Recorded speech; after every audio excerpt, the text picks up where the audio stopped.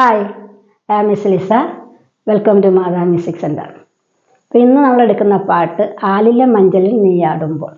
അത് രാഗം നോക്കുമ്പോൾ അത് ആഫോഗി എന്നൊരു രാഗമാണ്. അപ്പോൾ നമുക്ക് ആ രാഗത്തിൻ്റെ സ്വരസ്ഥാനം എങ്ങനെയാണെന്ന് നോക്കാം.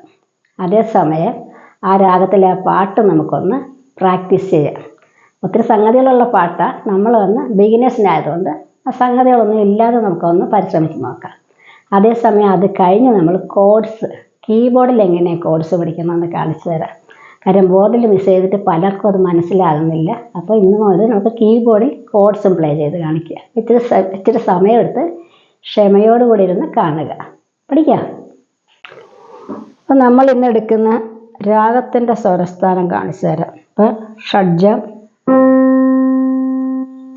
ചതുശ്രുതി ഋഷഭം, സാധാരണ കാന്താരം, ശുദ്ധ മധ്യമ, ചതുശ്രുതി ദൈവതം, ഷഡ്ജം.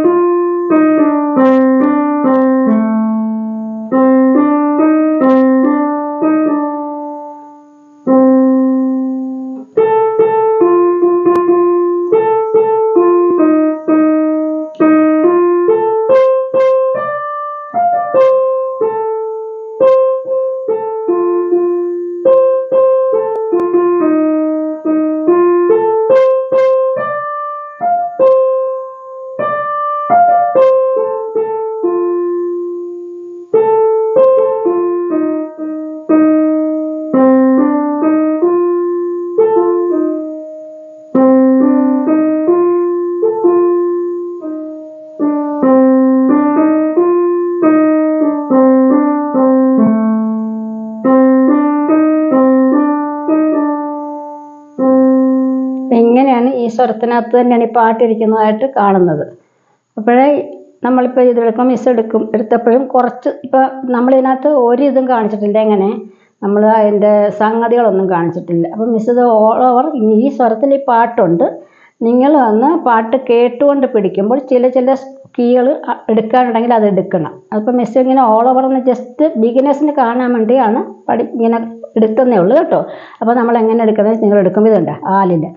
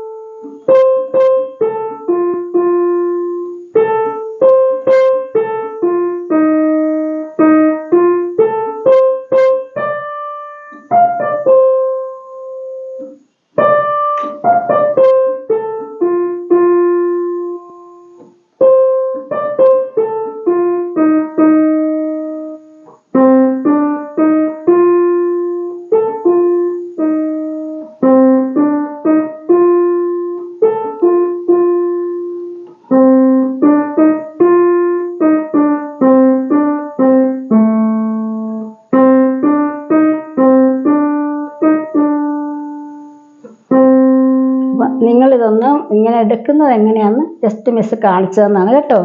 ഒത്തിരി സംഗതികളുള്ള പാട്ടാണ്. അപ്പോൾ ചില സ്ഥലങ്ങളിലെല്ലാം ചില കീസൊക്കെ മിസ് എടുത്തപ്പോഴേ ചില പാട്ടിൻ്റെ ആ ഇത് അതുപോലെ കറക്റ്റായിട്ട് കിട്ടിയിട്ടില്ല എന്ന് നിങ്ങൾക്ക് തോന്നുന്നുവെങ്കിൽ നിങ്ങൾ ആ കീ ഇത് കേട്ടുകൊണ്ടെടുക്കുമ്പോൾ ആ സ്വരത്തിൽ ഒന്നും കൂടി കൈവച്ച് നോക്കണം കേട്ടോ.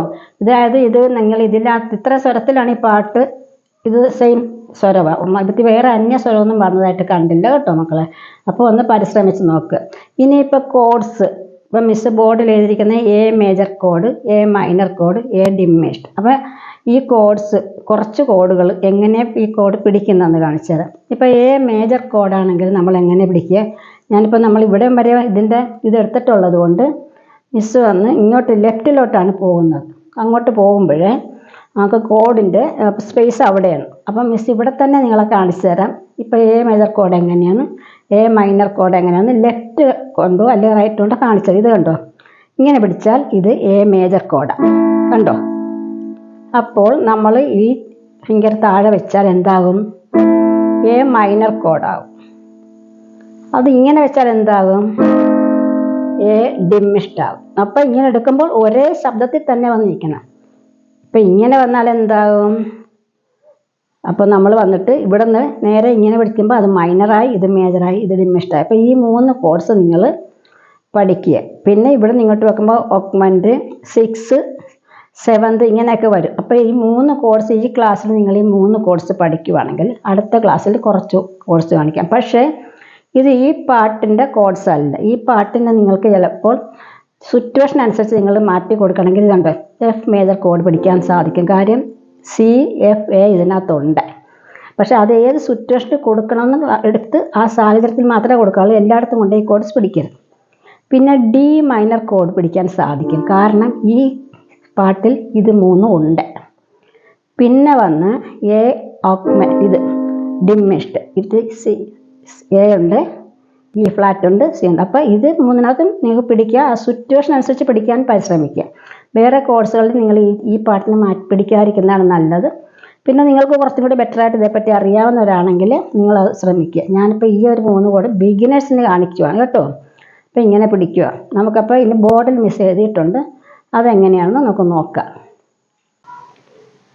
A code. അപ്പോൾ എ കോഡ് പഠിപ്പിക്കുന്നതിൻ്റെ കാരണം ഈ പാട്ടിൽ നമ്മളിപ്പോൾ എടുത്ത പാട്ടിലുള്ള കോഡ്സ് അല്ല ഇത്, ആരും തെറ്റിദ്ധരിക്കരുത്. ഇത് എ ടു ജി വരെ ഉള്ള കോഡ്സുകളെല്ലാം നിങ്ങൾക്ക് ഓർഡറായിട്ട് പഠിപ്പിക്കാമെന്ന് വിചാരിച്ചിട്ടാണ് ഇങ്ങനെ പഠിപ്പിക്കുന്നത്. അപ്പോൾ എ മേജർ കോഡിന് എന്തൊക്കെ നോട്ടാണ് വരിക, ഇ സി ഷാർപ്പ് എ കണ്ടല്ലോ, ആ നോട്ടാണ് ഇവിടെ എഴുതിയിരിക്കുന്നത്.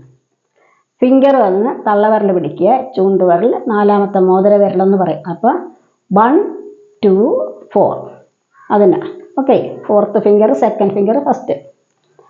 മൈനർ വരുമ്പോൾ സെയിം നോട്ടാണ് കേട്ടോ, പക്ഷേ ഷാർപ്പ് ഇവിടെ ഇല്ല.